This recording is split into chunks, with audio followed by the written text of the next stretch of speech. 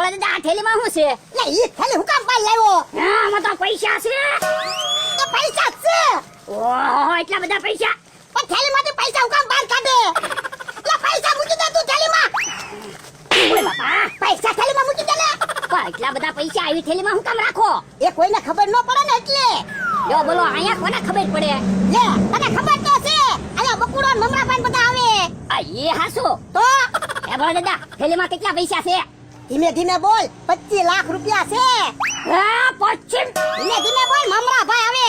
હું 25 એમ બોલો. એ ઘંટિયા 25 રૂપિયા બાકી છે ને. તમે આને કીધું બેતા આવીએ. ઠીક. અને હું થેલી ખાટલા લઈને બેઠા? એ કાઈ થેલીમાં પૈસા ના ભર્યા. પણ ઈ ચા તને પૈસાનું પૂછે. બાદરો છે. યો બોલો તે ખાટલામાં હું કામ બાજરો લઈને બેઠા? એ મારે દળાવા જાવું ને એટલે. તો પણ એમ કયો ને હું ગામમાં જાઉં છું. રાય દઈનું ઘંટિયા મૂકી દઈશ પછી તું લઈ આવજે. ઈ હાચું. હું હાચું. હું મમરાભાઈના પગાર આપું તને. એ મને તો મમરાભાઈના કામ સીધા દાણાની વાત જવા દો. અને તમે હું કાગળિયા લઈને ફરો? એ ભોળા દાદા મેં જમીનનું સારું કર્યું ને. એટલે જેને જમીન લેવી હોય એને આ જમીન અપાવી દેવાની અને જેને જમીન વેચવી હોય એને જમીન વેચાવી દેવાની. પણ એમાં તમારા શું ફાયદો થાય? લે બે બાજુથી દલાલી મળે ને. ઈ હાસુ. આમ તું જો પૈસા આવવા મળે ને પછી એક મોટી ઓફિસ ખોલવી છે અને 2 એસી મુકાઈ દેવા છે. આ પૈસા હોય તો બધું થાય. પણ તું હું બાદરો જોયા કરે? પણ મમરાભાઈ પૈસા સંભાળે એટલે. આમ જો આ ધંધામાં રાગ્યા પડી જાય ને પછી એ નિરાતે ખુરશીમાં જ બેહવું છે. હે તું મમરાભાઈ આટો ખુરશી લેતાય તો એ હારું. એના જમીનનું સલું કર્યું. મમરાભાઈને ખુરશી બેહાડવા જોયો ને. બેહો મમરાભાઈ ખુરશી બેહો. હા પણ ખુરશી તો આવી જવા દો. લ્યો મમરાભાઈ વઈ આવો ખુરશી. એ હારું. ખુરશી પણ એમ છે હો. ખુરશી હારી જ છે. અરરરરર. હું ભોળા દાદા આવી ખુરશીમાં મને બેહાડ્યો. હવે મમરાભાઈ ઈ તમારા વજનથી ખુરશી ભાંગી જાય. હું તમે ત્યાં આવી ખુરશી હાવ રાખો. મને તો લાગે મમરાભાઈ તમારે ખુરશીમાં બેહવાનું ભાગમાં ના. કેમ એવું બોલે? તો મુહૂર્તમાં જ ખુરશી તૂટી ગઈ જોવો ને. પણ તું જોને પૈસા આવવા દે ને પછી ખુરશી નવી લઈ લેવી છે અને રોજ એન્ટ્રી પાડીને ફરવું છે. હું મમરાભાઈ ગોળા ફેંકો. હે એ તને અહીંથી હાલવાની ના નથી પડી? એટલે મારે મોડું થઈ ગયું ને એટલે આલ્યો. આ તોય તો આમ ફરીને વિયું જવાનું. તે તું મારી વાડીમાં ના હાલતો. ઊભા રહ્યો લ્યા. હું 2 જણા માથાકૂટ કરો. મારી પાસે એક રસ્તો છે જ તે. શું રસ્તો છે? કામ તો ભાઈ તમે 5 વીઘા જમીન ભોળા દાદાને વેચી દો. કા ભોળા દાદા તમે 500 વીઘા જમીન અમથાભાઈને વેચી દો. એ એના જમીન વેચવી હોય તમે બેઠા બેઠા લઈ લેવી. કા ભોળા દાદા? તો અમથાભાઈ બોલો કિંમત કયો તો ભોળા દાદા નહીં તમારી જમીન લઈ લે. જો મમરાભાઈ બીજાને કોઈને જમીન જોતી હોય તો વીઘે 4 લાખ અને ડોહાને જમીન જોતી હોય તો વીઘે 5 લાખ. એમ કેમ? બીજાને જમીન જોતી હોય તો 4 લાખ રૂપિયા અને મારે જમીન જોતી હોય તો 5 લાખ રૂપિયા. પણ તમે પૈસાની હું કામ બળતરા કરો? હું 5 વીઘા મળી 1 વર્ષમાં તમને બધા પૈસા ઉભા કરી દે. હવે સાનો મનો બે 500 વીઘા મળી 5 રૂપિયા કોઈ દી ઉભા કર્યા મને. પણ આવો તો એ એની જમીનમાં એકલા આંબા છે. આપણે કેરીઓ ખાવા થાહે. બસ તારે ખાવું છે. એ તો મારી વાત સાંભળો. રોજ આપણે આનું મોઢું તો ન જોવું પડે. આ ઈ હાસુ. ઉભા રહ્યો. તમે બધાએ હું નક્કી કર્યું તો મને દસ્તાવેજ બનાવવાની ખબર પડે. એ અમારે જમીન લેવી જ છે. હા તો અમથાભાઈ તમે 2 સાક્ષી ગોતી આવો અને ભોળા દાદા તમે 2 સાક્ષી ગોતી રાખો. ત્યાં હું દસ્તાવેજ બનાવીને પાછો આવું. એ વાંધો નહીં. એ હું 2 સાક્ષી ગોતીને આવું ને તો પૈસા ત્યાં લાગજો. એ પૈસા તૈયાર જ છે.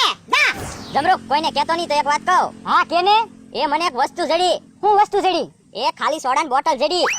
આવી સોડાની બોટલ તો રસ્તામાં પડી જ હોય. બધા ઠંડુ પીને ઘા કરી દે. એવું હોય? એ હા પાછો તો વસ્તુ જડી. લ્યો અહીંયા બેઠા ને. બોલ ને શું કામ હતું? એ સાક્ષીમાં રહેવાનું છે. ક્યાં સાક્ષીમાં રહેવાનું છે? એ મારી 5 વીઘા જમીન વેચું ને એમાં. તું 5 વીઘા જમીન વેચી દેશ તો અમે સા પીવા ક્યાં જાવું? અમારે કાંઈ સાક્ષીમાં રહેવું ના. હવે હાલો ને ગામમાં સાની દુકાન છે ને ત્યાં હું તમને રોજ સા પાઈ દઈશ બસ. હા તો આવી હાલ. હાલો. હે ભોળા દાદા હવે તો તમે 505 વીઘાના માલિક કેવા હો ને. પણ યા પેલા 5 વીઘા નાના તો થઈ જવા દે. ભોળા દાદા હું દસ્તાવેજ બનાવીને આવી ગયો છું. તમારા સાક્ષી ક્યાં છે? એક હું ને એક તમે. મારા સાક્ષી બનાવવાનું છે. હા હા તો વાંધો નહીં અમથાભાઈ આવી જવા દો. ઈ આમ આવ્યા. જો મમરાભાઈ મારા સાક્ષી આવી ગયા. આ બે તમારા સાક્ષી છે? હા. હે ભોળા તું જમીન રાખે છો? હા. હારું હારું. જો બધા સાંભળો. અમથાભાઈ એની 5 વીઘા જમીન ભોળા દાદાને વેચે છે. એમાં તમે બધા સાક્ષી? હા. હા તો કરો સહી. જો જમરૂક કાકા કાઈ વાંધાજનક હશે ને તો પેલા તમને એમી બોલાવશું. વાંધો નહીં. યા કાકા તમે સહી કરી દો. હાલે લ્યા તું સહી કરી દે. મને સહી કરતા ના આવડતું. હું તો અંગૂઠો મારું. જાઓ મમરાભાઈ ગામમાંથી ખડીઓ લઈ આવો.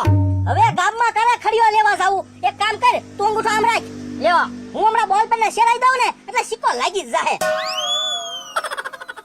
લે અંગૂઠો મારી દે.